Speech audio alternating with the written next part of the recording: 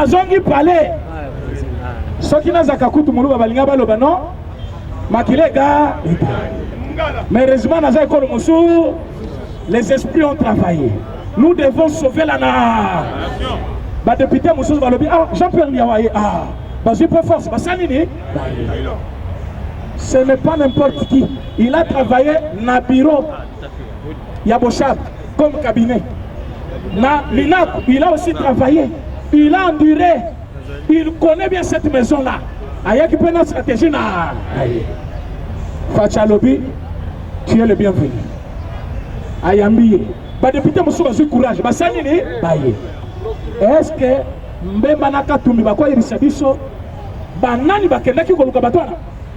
Baye bité. Tango ba tu FCC. Bazui courage ba komi koya, il fallait ba kutana na mutu moko. Jean-Marc Kaboul. Ba sololi. Mais sécurité na biso ko zalandenge. Biso to koya. Mais est-ce que ba congolais mususu ba yibike tozaki na FCC ba komona biso malamu ba mususu to kangami kuna kaka pona crainte que soto tiki ba ko boma biso par le peuple. Comment on va faire? Et président Jean-Marc a travaillé. Secrétaire général et parti Augustin Kabouy a travaillé. Président chef de l'État a travaillé. L'UDPS en ce moment-là, c'est la palais du peuple Fungwami. Et Moïndo a fait une pétition. Pour que pétition est quota, Babengi, Batuna plénière. Nana Bengi plénière, secrétaire général. Mais jour il y a plénière, Mabound arrive. Chadar ina Batuna Bango, Batoni Subiro. Bohutu wapi. Kaka Jean-Pierre Lia. Président Jean-Marc Kaboul. Tambouelezer. Quelques ténors. Babengi, Nabiso ba président ba parlement. Donc comme il a parlé du peuple, de monter plan. Plénière est ça les matin. Ponanine, Moutaben si plénière à secrétaire général.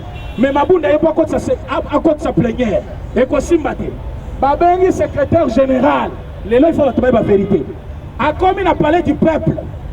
Mabounda lobby, il y a un problème à quoi il s'agit. A déjà basoda 4 na bureau na. Et le secrétaire général a côté na bureau à Mabounda, bakangene na bureau à Mabounda. Oui. Secrétaire général, il y a Assemblée nationale. Secrétaire na bureau, il y a Mabounda, ba bloqué bureau. Mabounda bimi, à quel côté na bureau monsieur? Biso tozo c'est la plénière et ça nini écoute. Maintenant la cocotte Mabounda kimi, bango pe bakimi. Ide bimi. Mabounda so bimi afanda kaho. Bobu kande bureau oh. Bureau bukana. Plénière et salimité. Pour pétition et quota d'ailleurs. Pétition est comme kuna na 8h. Pour pas fondre la bureau 18h25. Na 19h, juste Geneviève Vinagos accompagné avec plus de 5 gardes-corps. Talaba Minamibal. Bazo yaba mata parler du peuple. Biso to fandi na couloir wezaki kokende na bureau ya vice-président Assemblée nationale. Jean-Marc Kaboul na fandi na cabinet na ye. Ba président ba parlement auto zaki na bango na Blaise Moubenga. To benga na Geneviève. Bazo kota po ba yiba pétition ba ke ba dribbler yango. Ba koma biloko mususu na 19h. To benga na bango na bureau wana. Bazo ngi ba ke wana nazo mona moyindo te. Biso ne to zaki wana il est pas mobimba cabinet ya président Jean-Marc na batu mususu bazo travailler pour pétition sanini et contrat. Oyo lelo ya zo vimbe la pétition. Pétition c'est une initiative. Oyo mutunyo sakoki kozwa. Pour les citoyens qui ne sont pas les députés, bakozo pouvoir wana en article 27 de la Constitution. Pour na bateau bazali na palais du peuple comme député, bazo puiser pouvoir wana na règlement d'ordre intérieur na bango. Mais les gens arrivent là comme par magie.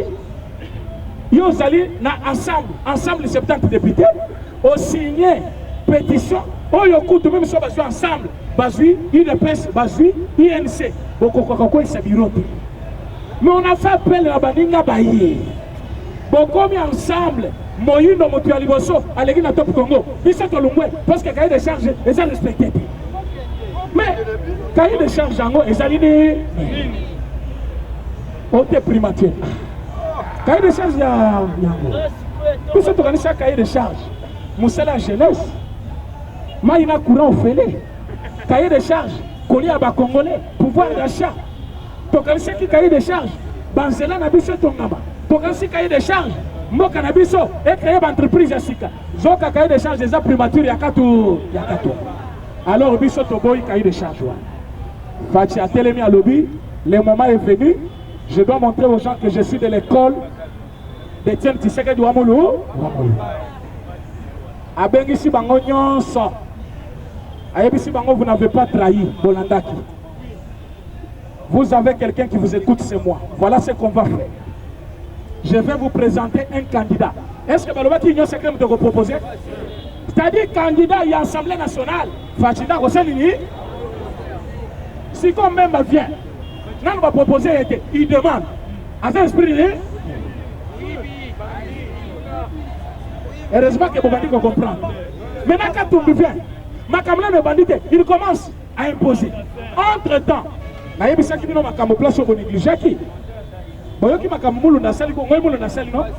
c'est un complot ici. Tango, Moïba Zocha, Montonaye, Batouba Panzani Nakati. Union sacrée dans les botamité et Koufi avant et botama. Alors, Bango Kuna na niveau ya Katanga. Imaginez-vous quelqu'un qui vous dit Soki Bolingi Katanga, éthique à la RDC, vous respectez Kabi. Vous l'avez dit Tombo la Ganga Bazer. Ayoki bien dit Tombo la Ganga Bazer. Natango, Papa Etienne Tshisekedi a yebisa Kibino. L'enseigne de Ngoï Moulunda, c'est une institution. Na poche à Kabi. Batebele balobaki papa na Zakabi lobela. Lelo papa sa Koufi. Akenda. Ngoï Moulunda devient garde de corps ya Kabila. Na Likasi. Bana mamuna kite. Yenda sobenga na bato pour Kabila sanini. Modo akambi institution mone lokola seni. Akomi garde de corps ya un ancien président. Et Salema Wapi. Lelo, il impose aux Congolais parce qu'il a menacé toute la République. À l'objet Soki, Bolingi, Congo, et Katanga etika na Congo. Vous respectez Olive, na Kabila. Si vous respectez Bangote, vous kozala na bitumba chaque jour. Alors, bande Konangai, arme à feu contre $100. Au PC $100, au PC Mondouk, au PC $100. Pareil. Moutosala qui opération na komo na Ngoï Moulunda. Est-ce que vous allez avoir? Vous se rappelez Bandeko. Nazokita. Moutosala qui paraît arme à feu contre $100. Non. Oui. Nazo le problème c'est il faut respecter l'ordre aussi. Je suis arrivé en retard, ils m'ont cédé, il faut accepter ça. Alors, Boyoka, Ndeko wana kombo na ye Ngoï Moulunda. Ngoï Moulunda qu'est-ce qu'il dit? Mango yangoyo pesanga mundu. Donc tout ni d'abord question à liboso. Ngoï Moulunda zwaki mbongo na wa. Bon, ce qui mango côté utaki to yebite. Tango ba pese minduki wana. Azwaka minduki ya Congo mobi. Achaka yango wa. Maintenant quand il dit ce qui bolingi katanga etika na Congo, il faut vous respecter. Donc azana place à linga chakata. Alinga pesa ngo bana. Or, biso tozala ba Rwanda bazao. Et koki kozala yete. Nde azali ko boma bato na est de la. Pour que soki pour respecter Kabila te, baka matakatanga comme pe. Na église place azali côté ya biloko wana. Bache drapeau ya nani? Baka takatanga. Na église. Qu'est-ce qu'il dit? Vous les wewa, les motocyclistes. Bon c'est la makambo bozo sana katanga te ici ce n'est pas chez vous. Oui. Maintenant, il y a Nazala na Équateur, je suis chez moi. Nazala Kivu, je suis chez moi parce que je suis Congo. Nazali na Angola, je suis à l'étranger. Mais quand je suis à Bandundu, je suis dans Congo central, je suis dans Mujimai, na Kananga, je suis dans Grand Équateur, je suis chez moi. Tu ne peux pas me bouger. Il n'y a pas un document qu'on me donne pour aller là-bas. Mais tant que yo zali koloba na batu bino après alobini allez dire aux autres là azoloba na chef de s'ils veulent que le Congo soit uni et indivisible, ils doivent garder Kabila. Est-ce que pour respecter garder Kabila, il faut même poser Bissot? selon la loi, Tatawa et Zélie Koli sont si n'est bien té. Azola Tisabana n'est bien té. Même Bana Wangomo va manquer de respect. Ok, yo meli masanga yo subi na mbetu. O subi na bilamba na canapé na ndak. Bana va respecter yoté. Mais ceux qui ont se respecter, Bana Wangomo va aussi ni. Ceux qui les Congolais va respecter Kabila. C'est à cause il y a besoin de y pendant 18 ans. Vous ne pouvez pas nous imposer. Pour citer mes amis. Voyez la réunion sacrée et c'est botami du fait. Mais sur le plan du droit, il faut identification oyo. Honorable Bahati Azeli Kosala et Sila. Ce qui est Sili a présenté une majorité reconnue par la loi. Tozui na kati majorité wana premier ministre. Tobimisi bureau définitif. Tobimisi nouveau gouvernement. Wana union sacrée est commis formellement sur le plan du droit une coalition. Maintenant le chef de l'État impose sa vision. Mais Katumbi et Moïno réclament et imposent même à l'union sacrée de reconnaître leurs droits avant même la naissance de l'union sacrée. Alors les lots, Balobi Tolungwe. Mais à qui a commis la Katanga, c'est ça la salle communiquée. Eliezer a salle communiquée. Banal Balandi Eliezer Lelo. Eliezer Lelo à lobby. Ensemble, nous avons dit que nous avons dit l'union sacrée. Or, Moïno a lobby qui biso Tolungwe. Biso Banal ensemble. Maintenant, bango ba député ensemble balobi makambo yo Moïno a sali, ça n'engage que lui. Biso Toyobi yango. Ce qui veut dire les députés 70 ensemble, na union sacrée. Les 17 députés en Mbemba, qu'est-ce que c'est? Bakokendewa, balobi bisope bisoye. Na union sacrée, la mère menda lobi, na tikala kokoma na ndako, ya Katumbi te kosenga musala. Mais Katumbi, ayebi o yazaki na Kabila pendant 14 ans. Nazana ba secret belé a poussé ngana loba. Awa chakwa lingaloba. Awa chakwa lingaloba koloba ni bosse quoi. Na milita tozana bino. Bande konangai, je vous informe une chose. Bati termine son travail. Union sacrée Zobotama. Ba instrumentaliser bisoté. Bokoyoka de gauche à droite ba yebisabino. Ceux qui battent FCC bazui. Voilà ka kolinga lisusu. Mes chers amis, poste, il y a présidence, il y a Assemblée nationale. Il y a les attributions pour le président. Vice-président et Assemblée nationale. Il y a les attributions pour le vice-président. Mais je vous dis que si nous l'UDPS, nous devons garder la main mise sur l'Assemblée nationale dans la présidence. Je vous dis pourquoi et je sais de quoi je parle. Ceux qui m'ont tourné le président Jean-Marc, à Koyebi Sabino, Bozong Isangaka, la place Nazala. Vous voyez pourquoi? Toutes les techniques de l'Assemblée nationale, tous les sujets liés à la gestion de l'Assemblée nationale, c'est au niveau des vice-présidences de l'Assemblée nationale. Ceux qui vivent bolingi, besoin d'abord tu en conflit na baninga. Mais ceux qui ont gardé place na biso, vice-présidence, vous voyez pourquoi? Avant de passer dans la bêtise na bango, baluka par tous les moyens, ça vice-président Jean-Marc Kaboul. Est-ce que vous voyez pourquoi? Parce que c'est lui qui tenait le secret, technicité de l'Assemblée nationale. Alors, ce qui a accueilli, c'est moyen d'influencer le chef de l'État par une destitution. Alors, tant qu'il était là, on dirait Minda, moyen d'exercer le plan d'Abango et il a quitté. Départ, un mois seulement, Mosso Minaku, Sakata, Oyonani, Malonda, enchaîné, Tito comme na auto comme na Molilo. C'est-à-dire, tant qu'il était là, ça n'a pas tenu. Et il voulait qu'il y ait Kende pour Bazonga. Aujourd'hui, Tolingi Tozong, sa présent Jean-Marc. Nabimisi secrétaire. Quand on a posté les Bandeko Baouti, na FCC, ils nous ont aidés. Yakobenga na bureau wana. Tolingi na présidence de l'Assemblée nationale. Tozala na moutoua kozala contrôlé par les chefs de l'État. Tolingi kena premier ministre Nabiso.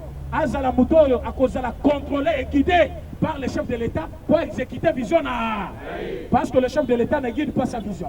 Lui, il donne la vision, mais c'est le gouvernement qui exécute. Tolingi qui est na bureau à Mubimba. Donc, on a deux personnes en parti. tokozala vice-président, na questeur, soit rapporteur.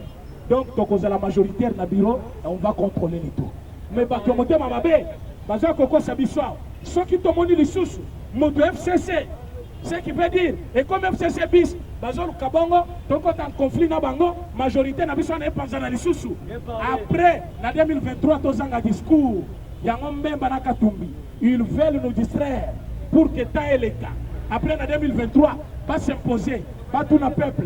Tu sais que pendant 5 ans, à Sali, or biso les lots, sont de garder cette configuration. Baoui baouti FCC, baoui baouti MLC, baoui baouti ensemble. De partager ma poste, mais dans l'ordre et sous le contrôle du chef de l'État. Donc, on gagne 3 ans au Etikali, donc on a sa peuple en 2023 et nous aurons un mandat, donc on a la majorité, et ainsi nous aurons le mandat de 3 ou 4 fois. Mais ceux qui te perdent, 3 ans au Etikali en 2023 et qu'on a la pro. Mais ils veulent. Bah comme on m'attend.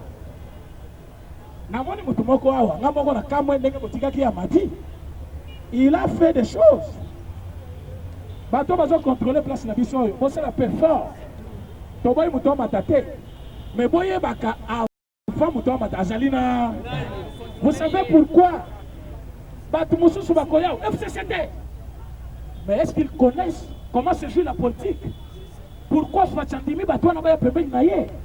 Pourquoi Toko ici bureau wana? Par quel moyen? Biso Tozaki Nanzela, UDPS Tozaki combien dans l'Assemblée nationale? Moins de 50 députés. Est-ce que Tokoka Koko est sa bureau? Atato Sangana Kina INC. Atato Sangana Kina Bango. Batu ensemble. C'est un sujet de réflexion. On a aussi sa lobby. Je vous remercie. Merci beaucoup. Awa Tozana Boulevard, poids lourd, entrée Ndolo, numéro 37. Awa Tozote Kaba produits alimentaires en gros et en détail. N'a pris à le peuple d'abord, maison les greniers, prix à moins cher, Fachi Béton, Tolia, Totonda. Bana Congo, bana Mikili, monde entier, Mobimba, Baoui Balinga Walanda Yokason, Tala Mokili Moni, Ozo Kate Moué Loko Ezali. Donc chez Papa Laurent, na maison les craignés na mama na nous okokoma wana so komi okomona ba prix o ya ba biloko même niveau ya Bruxelles. Donc produit wana ezaka toujours na Bruxelles pour en désordre kende kuna yo moko misoneza témoin ko vanda te pour ça na pembeni oko vivre qui vivra verra tango kokoma yo ko comprendre que te masolo za lindenge nini kolia kotonda nyata borto Fachibe.